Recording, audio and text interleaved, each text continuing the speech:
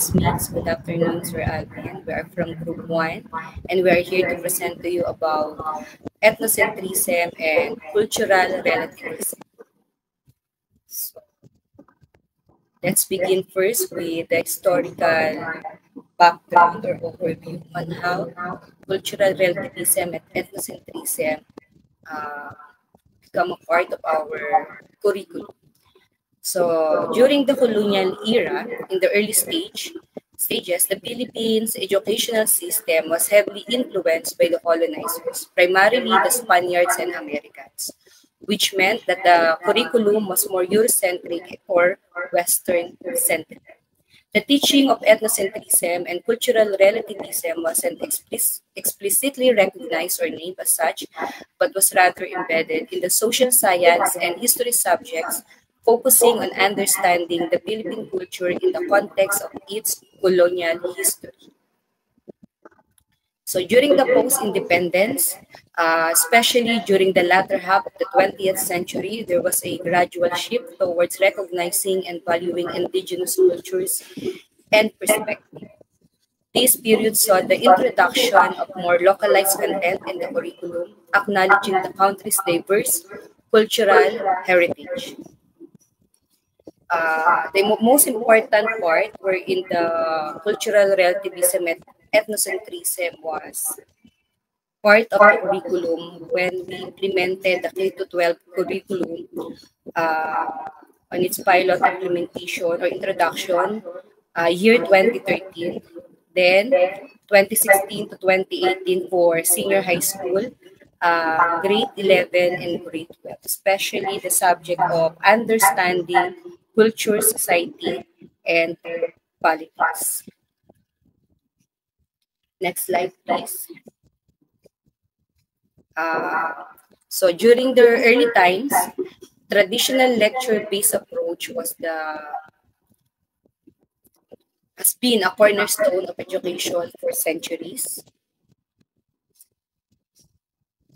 So focusing on the theoretical aspect of the concept. So open educators utilize textbooks and academic articles to discuss the principle of cultural relativism and ethnocentrism. So one advantage of this kind of approach is that it allows for direct communication of information from the instructor to the students in a structured manner. Lectures can provide a platform for students to grasp complex concepts, theories, and ideas through verbal explanation and visual aids. On the other hand, the disadvantage of this kind of approach, lectures can limit student engagement and active learning. So traditional lectures often position students as passive recipients of information, which can hinder their ability to question, debate, and internalize the principles. Lectures, especially when not regularly updated or supplemented with current examples, can present cultures as fixed and stereotypical. So in conclusion, while traditional lecture-based approach have their place in education, relying solely on them to teach ethnocentrism and cultural relativism can lead to engagement, challenges, perpetuation of stereotypes, and a lack of deep empathetic understanding of different cultures. So incorporating interactive, dynamic, and experiential learning opportunities into the curriculum can greatly enhance the teaching and understanding of cultural relativism and ethnocentrism. And for that, I will call our next member to present to you what are the trends, what are the things that we need to know about teaching cultural relativism and ethnocentrism.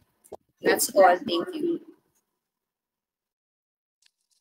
Okay, so thank you so much, Ma'am Anna.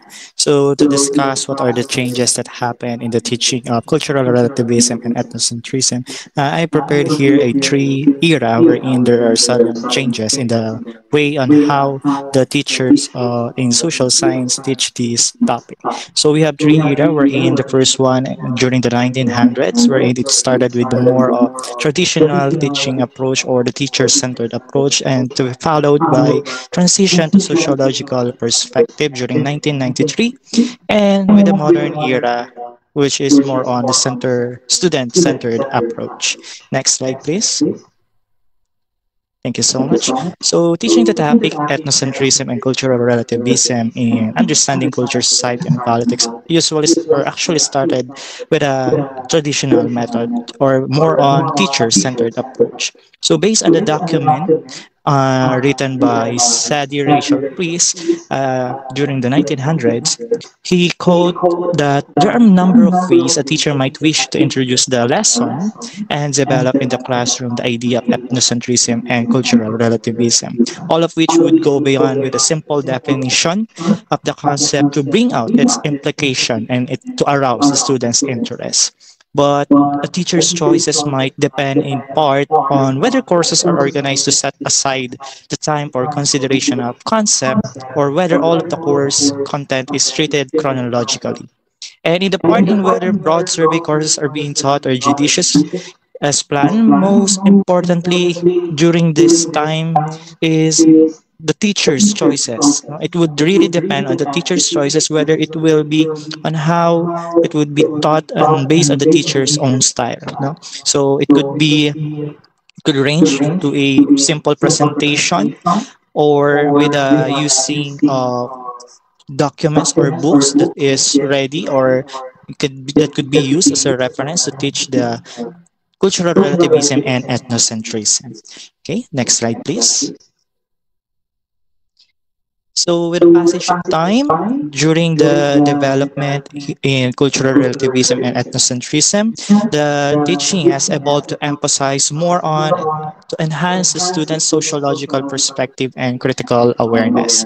So, while discussions still play a major role in this approach, students learn to draw insights. No? So this approach is actually supported by Shopmere and Fisher during the 1993. So in their documents, they stated that one of the central goals of the teaching of cultural relativism and ethnocentrism is to sensitize the students to the ways in which their perception of social life are shaped by the fact that they are actually insiders to their own society and outsiders to the others. No? So here they discuss a series of instructional technique. No? They develop a teaching technique wherein they call it as the body ritual among the Nasirima. So this technique is actually based on Horace Miner's classic, which is the students are uh, developing their awareness and on the social influences of cultural relativism, and they are using their perception and judgment no, towards the other culture. And this technique is actually based on observation, no, with the insiders bias and outsiders bias. Okay, and next slide. Okay, thank you so much po. So for the modern era during the 21st century nowadays, so particularly in senior high school, this lesson or this topic is actually taught by more on student-centered approach. So there is a paradigm shift no, in the approach. So, in the Curriculum Guide 2016, as developed by the Department of National Education, Department of Education, we can see that the approaches in UCSB is more on student approach, wherein it acknowledge the importance of fostering critical and problem-solving skills of the students in connection to the real-world context. And to be to discuss the next part of our presentation, may I call on Mr. Jeremy and Miss Dali? Okay, so to continue the reporting of my co-members, so may I present myself? So I am Mr. Jeremy Sanorto. So here I need to discuss the trends on how cultural relativism and ethnocentrism taught in the current situation. So these trends can be classified or can be divided into three subtopics. So namely, so we have the approach, teaching strategies, and methods. So for the approach, so in this kind of teaching, teacher is considered as facilitator. So when we say facilitator, the teacher are the one who facilitate the discussion to encourage student participation and exploration of ideas. So how can we actively or how can we successfully or facilitate our discussion? So first, we might think an open-ended question. So by asking an open-ended question, the student might stimulate their critical thinkings and the way they dialogue. So for example, you in discussing this certain topic, so first we need to ask a simple question such as what is cultural relativism or what is ethnocentrism. So by means of this question, the student might think something or might analyze the question on what is their prior ideas regarding this topic. So in this kind of facilitating, so we should be ready for those answers that somehow are not connected to the topic. For example, some of our students might answer this question correctly, but some of them cannot answer this question. For example, pwede silang magbigay ng mga maling sagot or pwede silang magbigay ng mga ideas na somehow malapit pero medyo malabo. So for this kind of scenario, we need to scaffold them. So what is scaffolding? So scaffolding means to support our student by giving an understanding and engagement. So our task here is to engage them that yes, they have the answer or they have answered this question correctly or some of the mistake.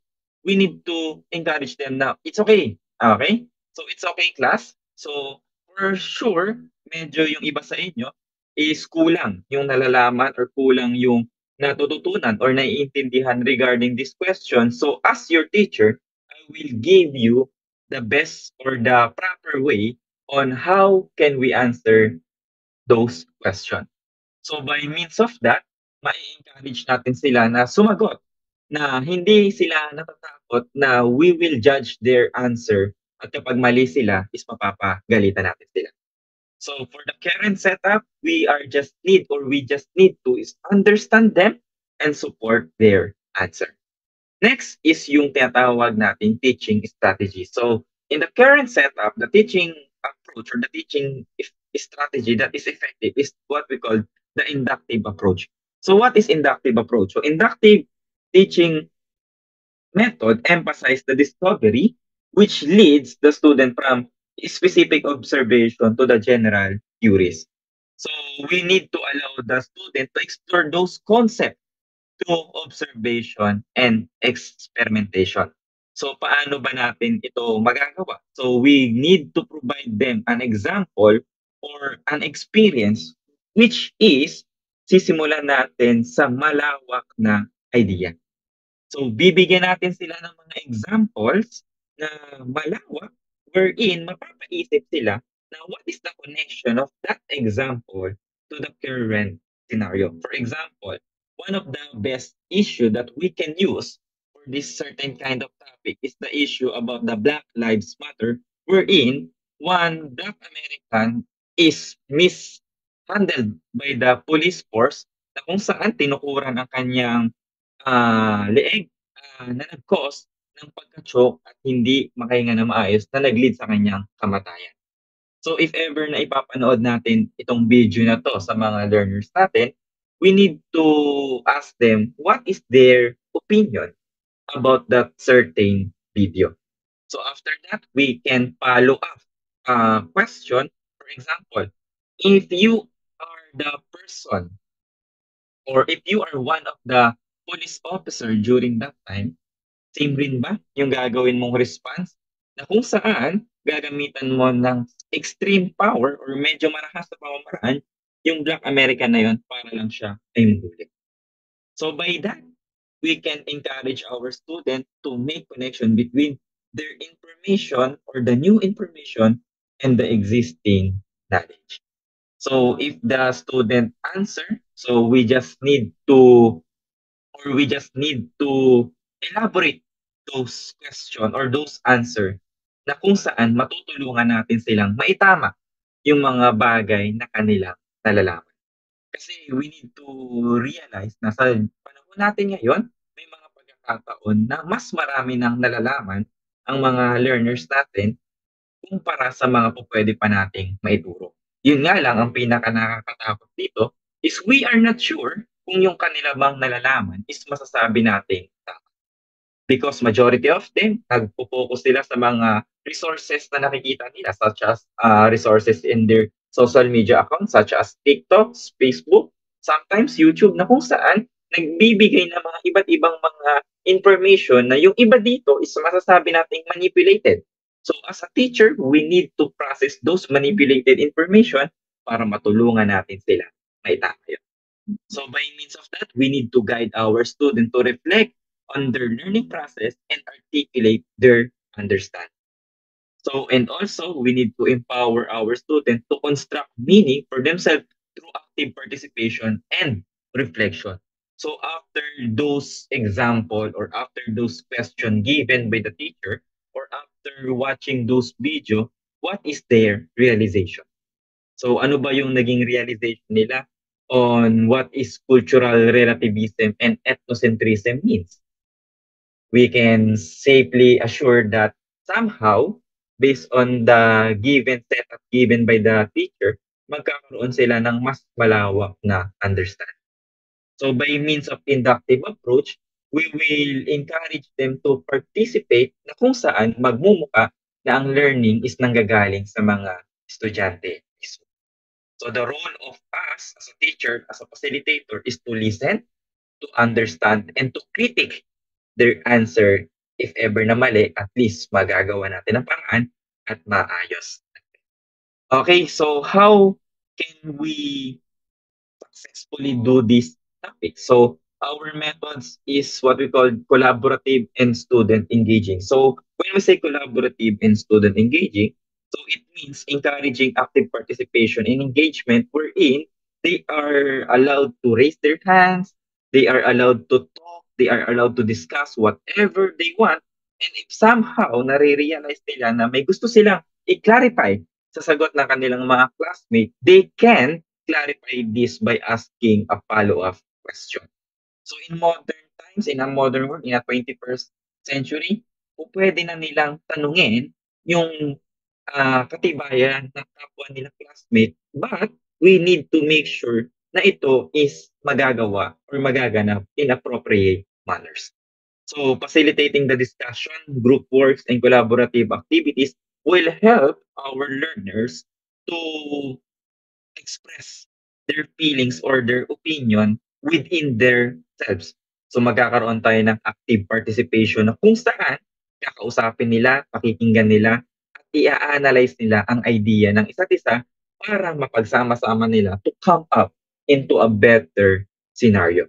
So emphasizing hands-on learning experience which utilize the digital resources and tools that given by the teachers. So by means implementing online platforms for learning and communication, so we can do this or we can apply this strategy para mas magkaroon ng mas maganda or mas maayos na flow ng discussion inside the classroom. So for this topic, for example, after natin silang papanoorin ng iba't ibang mga videos, mga kanta, 'di ba? Pwede natin silang tanungin ng kanilang mga naging saloob. At titignan din natin in our own or in our local scenario. For example, here in the Philippines, 'di ba? So we can play the song Balita by Glock 9 wherein this song interprets or shows the battle between the Muslims or the Islam in the Mindanao and the Christian group in the Luzon or the Visayas. So kung saan, kung titignan natin, pare-parehas lang naman tayong mga Pilipino, but bakit natin kailangan kalabanin or bakit natin kailangan makipaglaban sa isa't isa? So after that, somehow, we can say na may mga bagay na matututunan yung ating mga learners. And also, pwede rin tayong gumamit ng tinatawag nating gamification techniques. For example, yung tinatawag nating family feud. So what is gamification technique? So gamification is an educational approach that seeks to motivate the student by using video games, design, and game elements or learning environment. So gagawin natin para maigaan natin or mailabas natin or mailapat natin sa medyo mas magaan na pamamaraan is ipakita natin itong topic na 'to sa pamamagitan ng isang laro. So the goal of this game is to maximize enjoyment and engagement by capturing the interest of learners and inspiring them to continue learning. So sa pamamagitan ng family feud somehow, 'di ba, magkakaroon sila ng interest na magsagot or makibahagi kasi nag-e-enjoy na sila at the same time natututo sila. So that is the current trends on how can we teach or how can we discuss the cultural relativism and ethnocentrism for our references. So here is our references. Thank you. Gamification is one of the teaching techniques that can be used in teaching the cultural relativism and ethnocentrism. It is an educational approach that seek to motivate students by using video games, design, and game elements in learning environments. The goal is to maximize enjoyment and engagement by capturing the interest of learners and inspiring them to continue learning. Proceed to the truth. After introducing the different culture in other subject of social studies from grade 7 to grade 10, the subject UCSP will emphasize on how to assess this variety of beliefs, customs, norms, values, and religion, not on their own standard or belief, but on the sense that understanding those cultures based on their context. The following are only few contemporary local and global issues and how it addresses by the topic cultural relativism and ethnocentrism. And this is based on the teaching demonstration of one of my group mates later. Okay, so let's start with gender equality. Next slide, please. For gender equality, this is not a new issue, but still there are some places where inequality are still present. By learning the concept of cultural relativism, individuals can have a deep understanding of significance of having an equal treatment and opportunity regardless of their gender.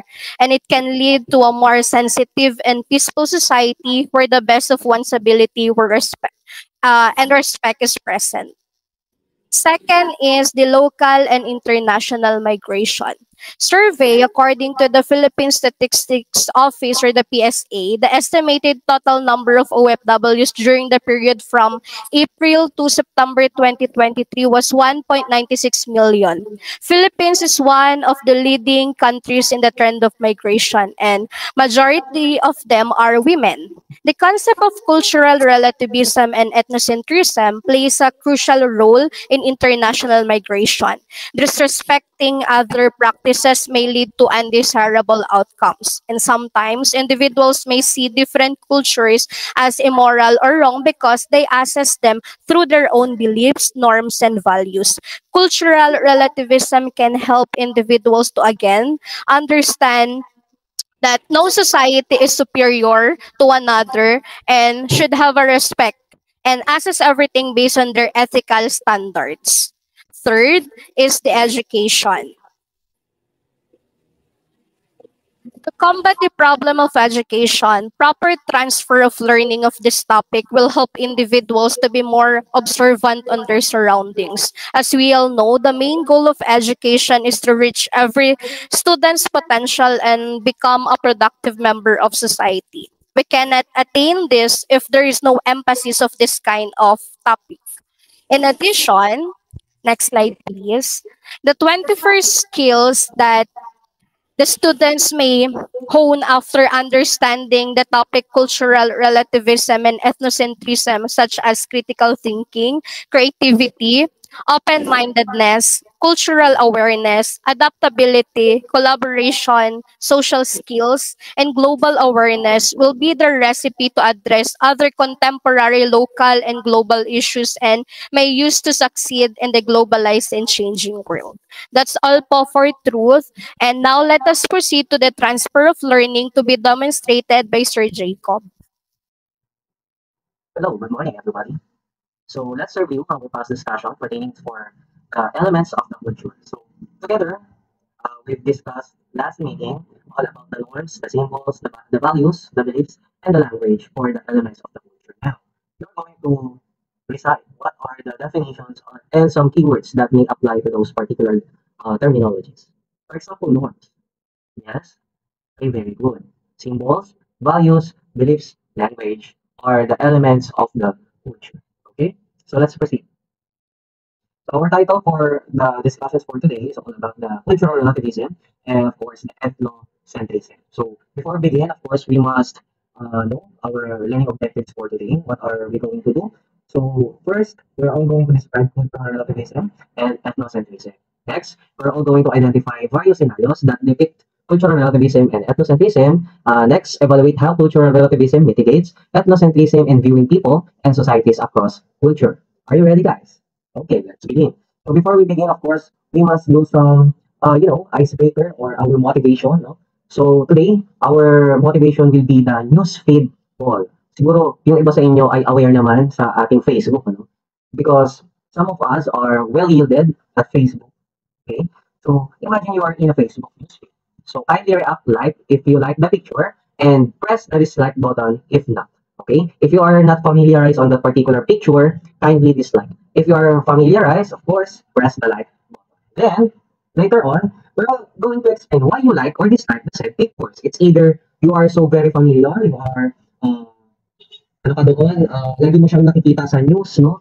Familiar na familiar ka dahil nakukwento sa'yo ng parents, no? Or somehow, na-experience mo na siya. Okay? So, let's start. So, on the first picture, yan. Okay, very good. The face of the black Nazarene. Kailan mo siya ginagawa? Okay, very good. Every January 9 of each year. Okay, ang talagang ginagawa nila dyan, everybody. Okay, very good.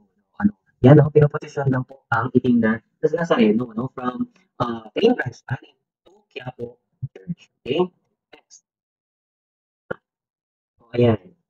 What this photo depicts, okay, the culture of our Filipinos, the pagmamano, pagbibilis. So, lalo-lalo na po sa mga elderly. Teachers o sa mga teachers natin ngayon. Oo, di ba, ginagawa natin yan. Minsan yung ibang teacher natin, talagang sobrang saya nila pag nagbibilis tayo sa kanila. No? Ibig sabihin, naaalala natin sila. Ganun din po sa bilang pagtatanaw na ikaw ay gumagalang doon sa iyong lola at lolo, mga tita-tito, no? Ayan po. Actually, sa mga father and mother din natin, no? Ginagawa din natin. Next. O, ayan. Are you familiar on that particular culture, everybody? Are we aware, actually, na mayroon nag-i-exist na kanyang culture? No. Some of us are feedbacking dislikes, everybody. So, based dyan sa picture na nakikita natin, everyone, no? Nakikita natin na hindi naman siya kultura ng Philippines. Okay? Kultura siya, particularly sa Africa. Okay? Makikita natin yung mga nila, no? Yung mga labi or dila nila. I don't know if that's a mouth, no? Or that's a ang, no? But I think that is a lips. Okay? So, nakita niyo may mga desk na nakalagay sa tenga, no? Sa mismong labi nila. Bakit kaya nila ginagawa yan? Okay? Of course, dahil culture po nila. Okay? Next. O, ayan, no? Ito, are we familiar on this or not? Can we press like and dislike? Okay, some of us are familiar, some of us are not. Ito daw po ang picture na tayo tinatawag natin lotus fit na ginagawa at kultura po ng mga Chinese, no? Lalong-lalo na doon sa kanilang mga kababaihan. Okay? So, dinidepict daw niya ng lotus fit ang isa sa mga major discrimination ng China pagdating sa mga babae. Na ang mga babae daw po ay pangbahay lamang at hindi para sa gawain ng mga kalalakihan. Okay? O ayan po, no? Ibig sabihin, pambahay lang talaga sila, no? Hindi sila pwede sa labas. Okay? Next. Next po, ayan. Are we aware on that particular culture, everyone? Ayan, no? Makikita natin. Yan po ang culture na tinatawag nating ring binding, okay? Ang ring binding po ay ginagawa sa isang particular na bansa dito sa Southeast Asia, lalong-lalo na po, no, sa Myanmar, Vietnam, at Thailand. Okay? Bakit daw nila ginagawa yan, everyone?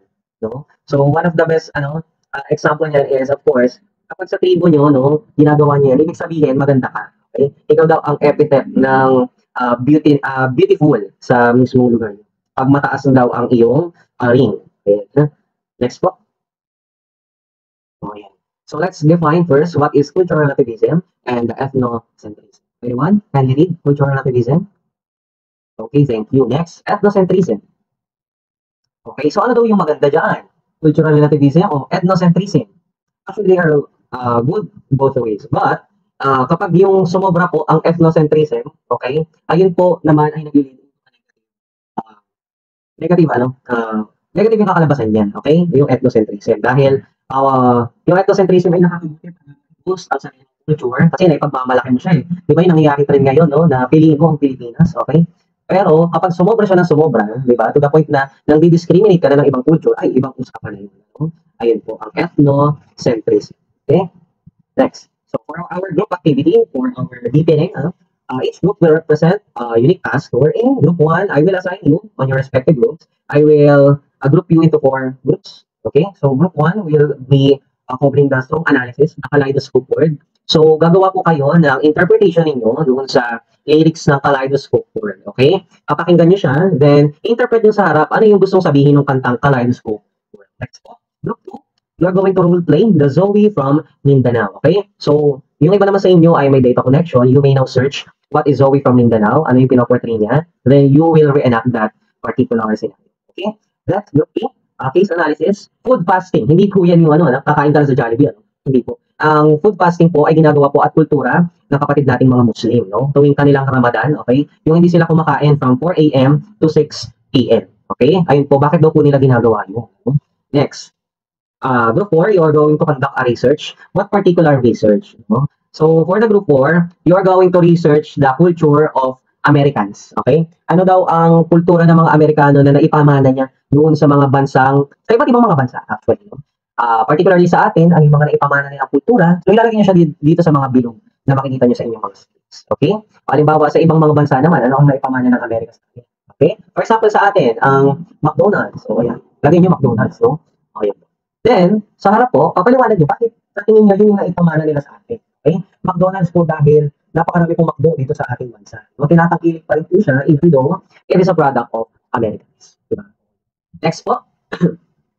So, ayan. So, ito po ang mga explanation ng ating mga groupings. No? For the group 1, you are going to deliver the message of the song Kaleidoscope World. So, how does part of the song related to the concept of cultural relativism? Paano daw siya nag-connect, no? Kaleidoscope World. Kung makapapansin natin doon sa unang sentence pa lang, di ba? So many faces, so many races, different voices, different choices. Some are men, di ba? Eh, tapos doon sa mismo chorus, every color, every hue is represented by me and you. Okay? Take a slide, take a slope, take a look at the kaleidoscope. So, ibig sabihin, yung kaleidoscope kasi, di ba marami siyang colors, no? Iba-iba yung composition ng mismong kaleidoscope niya pag nakakita kayo ng kaleidoscope. Okay? So, despite doon sa iba-ibang mga kultura na nakikita mo sa araw-araw, dapat mo daw siyang galangin. Okay? Kasi kinakailangan mo tanggapin yung kultura ng iba para maintindihan mo at hindi ka magkaroon ng discrimination at hindi mo sila pagtawanan, lalong-lalo na kung iba yung kultura na sinabilang mo or kinalakihan mo. Di ba? Halimbawa ako, hindi ako kumakain ng dinuguan. Di ba? Lalong-lalo na sa kultura namin. For example lang naman, tapos kayo kumakain kayo ng dinuguan. Nung may handaan na puro dinuguan na, syempre, ako ma-offend ako eh. Kasi syempre, pero maintindihan ko na hindi ako dapat ma-offend kasi hindi naman nila alam na bawal sa kanilang dinuguan, di ba? Pero kung intentionally mo ginawa siya, syempre nakaka-offend yun, di ba? Ayun po. Next. So, group 2, which part did Zoe get disrespected by her classmates? So, these are the primary questions that you are going to discuss, group 2, no? Sa pag-report ninyo ng, sa pag-role play ninyo ng Zoe in Mindanao. Okay? Okay, congratulations, group 2. Thank you. Next, group 3. How does fasting during religious festivals differ across culture? So these are the questions that you are going to discuss, group 3. Okay, thank you, group 3. Okay, for the group 4, everybody. So number 1, what did you discover after your research? So group 4, everyone, you can use this as your guide questions as we present our group report or group research for this particular matter. No? Una-una po, what did you discover after your research? Ano daw yung na-discover mo after your research? Yung mismo American style, bakit nila ginagawa? Or ano yung naipamana nila dito sa Pilipinas? At bakit kaya tinatangkilik pa rin yun ng mga Pilipino up to this moment? Okay, thank you, Group 4. Congratulations. Okay, so for the overall question rather, okay, so all group, you can answer this question, ano, as we are going to close our lesson for today. Do you agree that ethnocentrism will lead to cultural discrimination? Who's answering yes? Everyone. Okay, there's a lot of yes. Of course, everybody, no? We are agreed that ethnocentrism will lead to cultural discrimination. Lalong-lalo na po doon sa mga pinortray nyo kanina. Okay? So, yung ethnocentrism po ay nag-lead siya sa iba't ibang mga discrimination dahil ang tingin mo sa ethnocentrism ay ikaw ang sentro ng lahat ng mga kultura at naniniwala ka na ang kultura mo po ang pinakamataas sa buong mundo, no? At yun ang paniniwala mo na namamayagpag na pinanggalingan ang lahat ng kultura. Ay, tama ba yun, no? O, ayan. Some of us may think that is very, very easy to comprehend. But nangyayari yan, yung ethnocentrism yan. At of course, dumadami yung discrimination sa iba't ibang parte ng mundo. Kahit dito lang sa Manila di ba? Halimbawa, ang kultura ng mga Manileño ay mas lamang sa iba't ibang mga probinsya, di ba? Without knowing na mas maganda ang kultura ng ibang lugar, di ba? Na outside Metro Manila, no? So, ganun na naiitingin natin kapag may mga taga-probinsya nga, tinatawag natin mga iba't ibang mga species sila, no? Dahil hindi nila alam yung kultura na kinabibilangan natin sa Manila. Of course, di ba? Dahil hindi naman sila dito lumaki, di ba? Hello, okay? So, kinakailangan mo munang turuan yung isang tao ng isang particular na kultura. Di ba? Kasi culture is learned Sinabi na natin doon sa elements of culture, di ba? Na ang kultura po ay natututunan. Okay? Hindi kaagad yan hindi kaagad yan natututunan agad-agad. It will take some moments para tawag dito. Madigdipin niya sa sarili niya kung ano ba talaga yung particular na kultura na meron sa isang lugar na kinabibilangan kung ano, di ba? Halimbawa, may classmate ka din Mindanao, di ba? Tapos kayo ay puro mga Katoliko, no? Alam naman natin mostly ang mga community sa Mindanao is of course Muslims, di ba? Kapag pumunta yan dito, tapos tinawanan mo na na nakahijab siya, sino ang dapat pagtawanan sa inyong dalawa? Ikaw, di ba? Kasi hindi mo alam yung kultura ng bibilangan niya, di ba? So dapat galangin po natin ang kultura ng iba't ibang mga community dito sa Pilipinas. Okay? Kung hindi natin alam yun, edi kausapin natin yung mismong tao na yun, alam yung kultura nila. Okay? So, ganun po. So, for our closing activity, everybody, so, we're going to discuss the hashtag I beg to disagree. So, yun, yung Twitter board. Ano na makikita nyo sa inyong mga harap, no? We have to write down your reason or reasons as you complete the tweet. Hashtag I beg to disagree because, for example, ako, I beg to disagree because, I beg to disagree into racial discrimination because, ayan. Ganyan yung example, no? Bakit I beg to disagree ka sa mga discrimination? Bakit I beg to disagree ka dito sa ganito at saka sa ganyan? In 5 minutes. Okay? You can do it, everyone, no? Pakilagay na lang po yan sa 1/2 crosswise. Then after that, you can post it to the Twitter board. Okay? Sa mga wala pong glue, sa mga wala pong double-sided tape, you can approach me, everybody. Okay, time starts now. Okay, class, time is finished. You can post it na sa ating Twitter board. So, palakpakan nyo naman ang inyong mga sarili, everybody. Dahil lahat tayo ay nakapag-post sa ating Twitter board ng ating hashtag I beg to disagree. Okay? So, I beg to disagree, number 1. So, ito po ang ating mga examples. Okay? So, one society can label another society as evil. I beg to disagree. Okay? That one society can label another society as evil, even in nations where terrorists reside. So, these places are also referred to as an axis of evil. Naniniwala ba kayo? Totoo ba yun, guys? May ibang tao na ganyan, no? Na ang paniniwala nila, kapag marami ng gantong uri ng terrorismo na nangyayari sa bansang yun, ang tawag na nila doon sa bansa na yun ay, quote and unquote, no? ISIS, di ba? Mga terorista, di ba? Without knowing na hindi naman majority ng mga tao na nakatira doon sa isang particular na bansa na yun ay terorista lahat, di ba? May portion lang ng bansa nila, no, na may terrorism. Pero hindi dapat natin tawagin na yung bansa na yun ay terrorist. Okay? Number 2, when you don't say po and opo, you are impolite. Are we agree on this? Of course, di ba? Kapag hindi tayo nagpo and opo, lalong-lalo na po sa mga matatanda, of course, it is pagpapakita na hindi tayo gumagalang doon sa mga mas nakakatanda sa atin. Okay? Okay. So, number 3, we should avoid visiting places like Siquijor and Capiz because there are liquors called aswang in those areas. Tama ba yun, everyone? Tama ba yun, guys? I beg to disagree or I beg to agree? Tama ba? I beg to disagree, di ba? Dapat bisitahin natin yung Capiz, di ba? At saka ang Siquijor. Kasi ang paniniwala, di ba? Lalong-lalo na, ang Siquijor daw at ang Capiz ay aswang capital ng Pilipinas. Di ba? Grabe naman kayo, guys.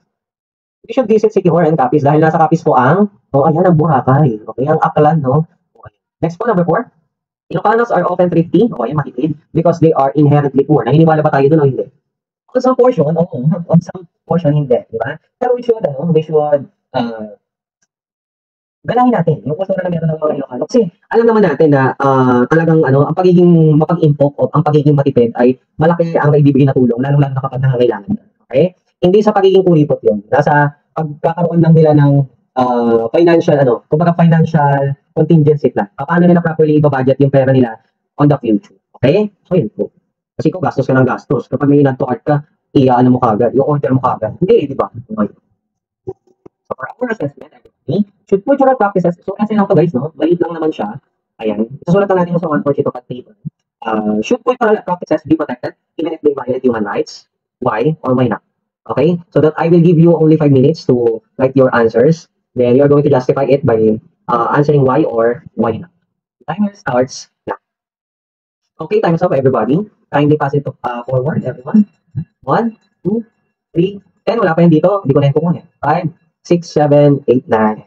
Okay, very good everyone. So, all of you submitted their assessment and of course, mamimili po ako, no? I will aangaluin ko pa ito, tapos bubunot ako ng tatlo na magbabasa sa harap kung ano yung mga sinagot nila regarding dyan sa ating assessment. Okay?